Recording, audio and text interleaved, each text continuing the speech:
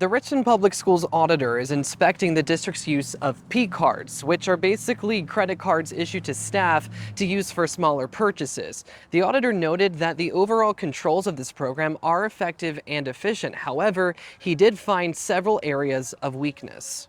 Auditor Doug Graeff presented his initial draft findings to the school board, which we obtained through a public records request. Total annual P-card spending across the division has increased from $636,000 in 2020, which was of course impacted by the pandemic and virtual school, to $2.7 million in 2024. Much of that was spent on instructional and office supplies. However, Graeff notes that some staff are not properly logging their purchases, either to avoid going over the budget or to mask an unauthorized expense, and sometimes he says transaction amounts are getting split to evade the purchasing controls. For example, $5,500 worth of food was charged as office supplies, including 250 chicken dinners charged as office items and 2 shrimp dinners charged as instructional supplies.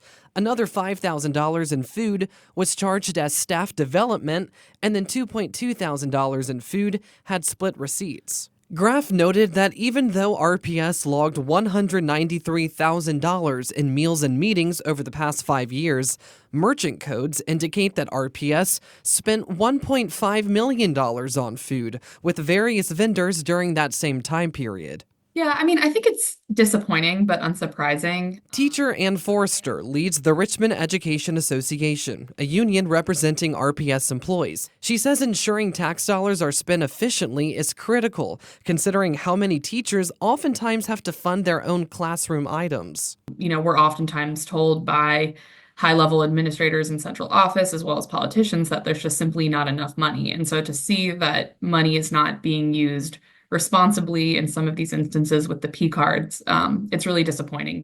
RPS says P card spending represents less than 0.05% of the overall budget, and the questionable purchases represent even less. The district says it will allow the school board to review the draft and for findings to be finalized.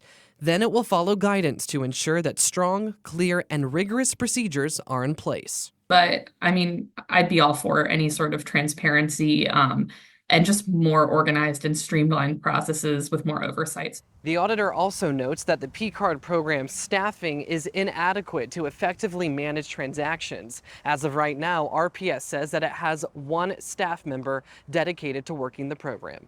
In Richmond, I'm Tyler Lane, CBS 6 News.